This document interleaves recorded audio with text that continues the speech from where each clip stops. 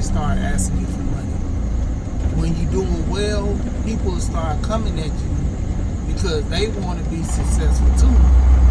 And to the point, he actually put it to where, he can give his family a break. So he fooled around, got all his family members that wanted to do it.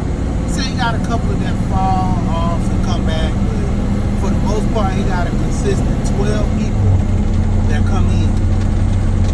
And I think I'm gonna implement this to my family, for those that want to do it.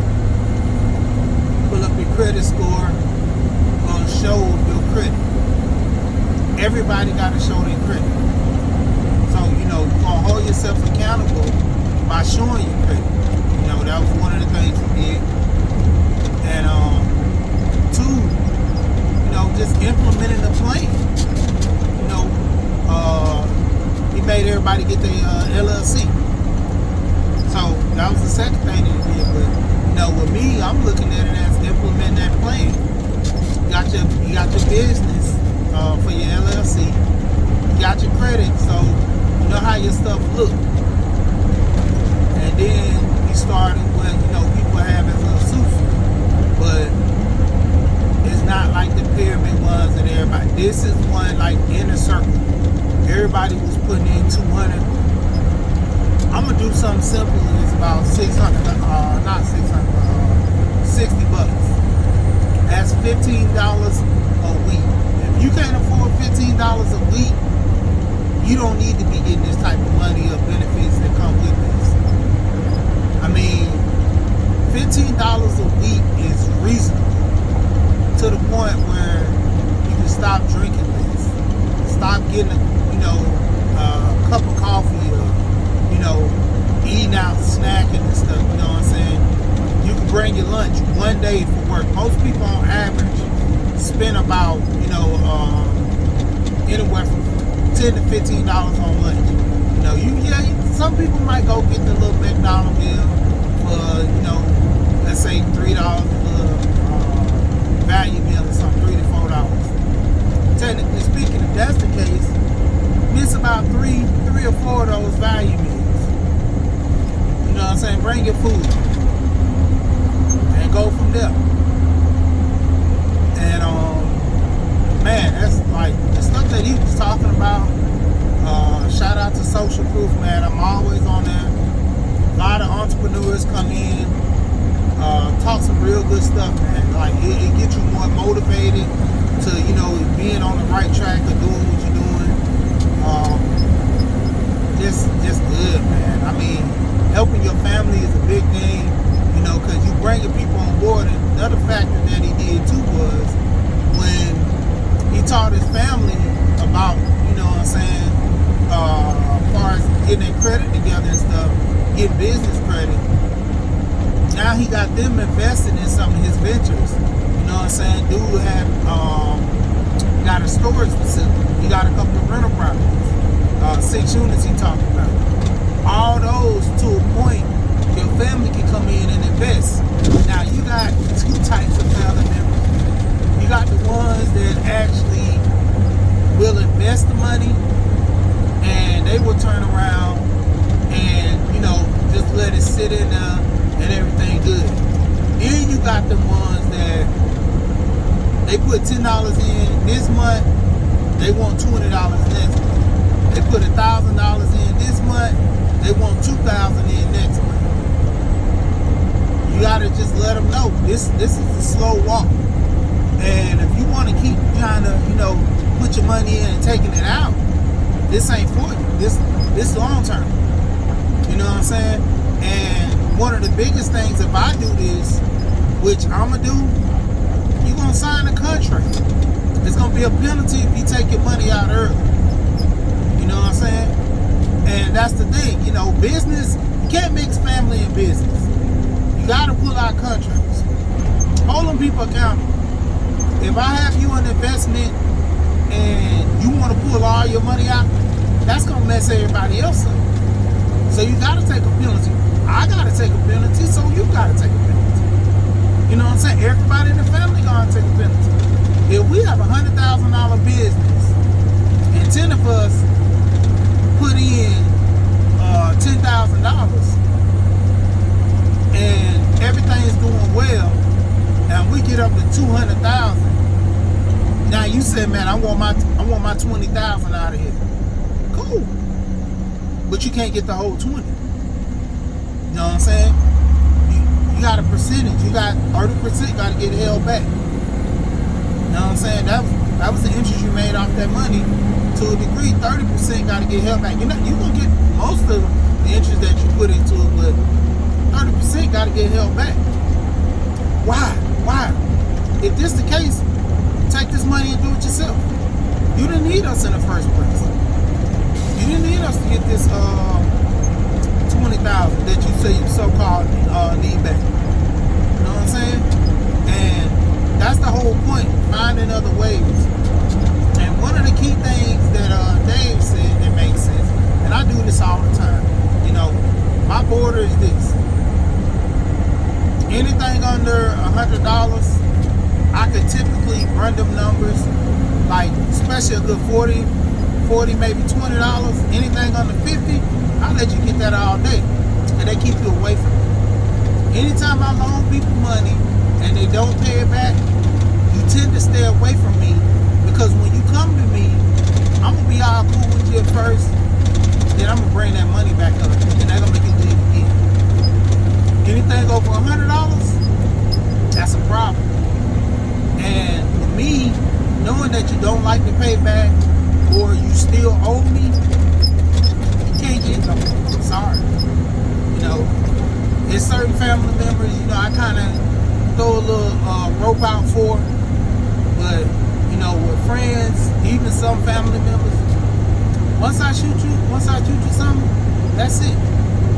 I need a paid in full to get that back. So somebody come to me and say, man, they want $1,000 and you still owe me $500. You got to give me $500 before I give you $1,000. So technically speaking, you go borrow $1,000, you go borrow $500 somebody else, you get $1,000. Now you owe them $5, you owe me $1,000. Now you in two people's pockets. You come back, give me my $1,000 back. You ain't paid that $5 back, but you want $2,000. So that means you got to go borrow $2,000 from somebody else, which once again, now you in three people's pockets. See how this debt thing work?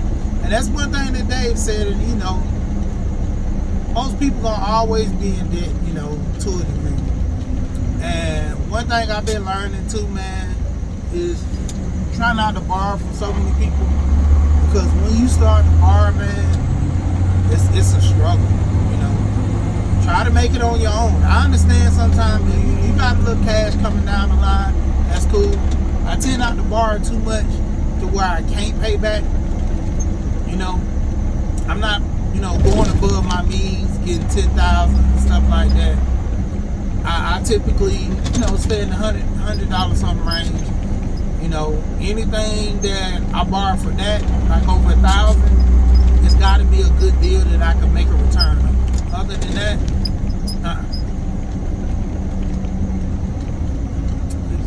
but say the least, man.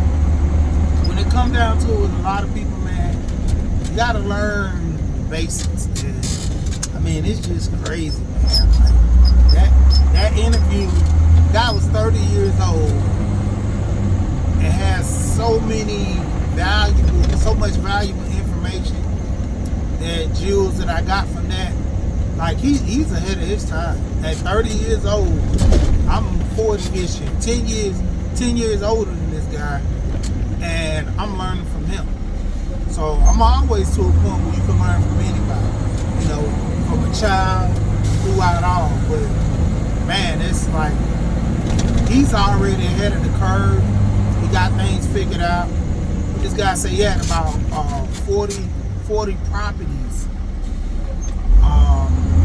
Like 28 had about 40 properties.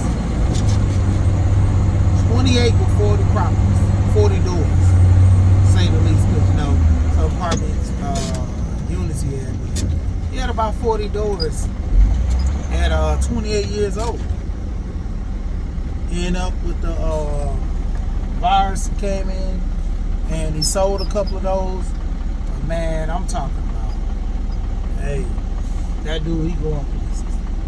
And with him, you know what I'm saying, getting things together in his life, that's the key. You know, he already know where he's going, have good mentors. That's the best learning curve, man, that a lot of people, they keep missing out on, that learning curve of actually getting mentors to help them. You know, a couple of business things that I did, I had partners. Not really too many mentors. You know what I'm saying? A lot of stuff was a trial and error.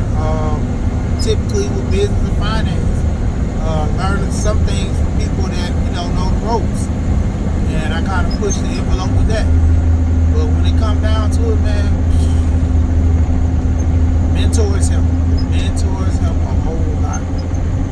So I'm about to get ready to drop this. But man, saying the least, get your finance in order. Start putting money aside, man. I'm doing something real big right now. Trying to get my money, my finance in order. I got that structure on that end. I gotta get this weight down. You know, cutting out on the, you know, eating so much heavy. Trying to cut back on portions.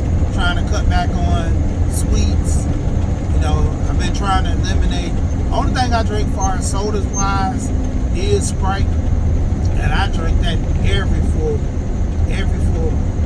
I've been on these Red Rocks because of the wintertime and cold, but other than that, carbonated sodas, don't drink much of it. You know, hey, right now, cranberry juice, coconut water, and always water. You know, I tend to have those every time I turn around. You know, I mean, it's simple and plain. Hydrate yourself, keep yourself together, man. You know, for the most part, I've been trying to substitute chips. Got these right here, mixed nuts. Pause. Shout out to Dane. But yeah, man, trying to get everything in order. You know, and it starts with your finances. In the house, man. That's why I always say two heads are better than one. You know, two people coming together with their finances, man, they can be millionaires. You know, you got 500,000, I got 500,000. Put it together, let's become a millionaire. You know, I can make $1 million on my own, but I can get that faster with another person, with a partner, like-minded. You know, someone I can trust. You know, we can run the numbers and work things out. So to say the least, man, hey, do your homework. Know what you up against. You know, hey, marriage ain't for everybody. I'm just gonna say that out front. You know, be honest. You know, with finance, hey, you gotta know what you're doing. You know, you can't come into the game trying to run stuff and you ain't got your stuff in order. So saying the least, hey, we gotta learn this financial game, man. We gotta start, you know, running the numbers, being around people with money or like-minded people to where we can get some things situated. And that goes to a lot of us, man. You know, we're not taught this stuff when we're young. I always say that when it comes to parenting, you know, there's no one way of parenting. There is no handbook on doing this. So for a lot of us, we fail at it because, you know, there's a small blueprint to follow. And with that blueprint, there's a lot of trial and error in that blueprint. So when it comes down to it, man, saying the least, you gotta keep it together. You gotta get it together. You know. So for the most part,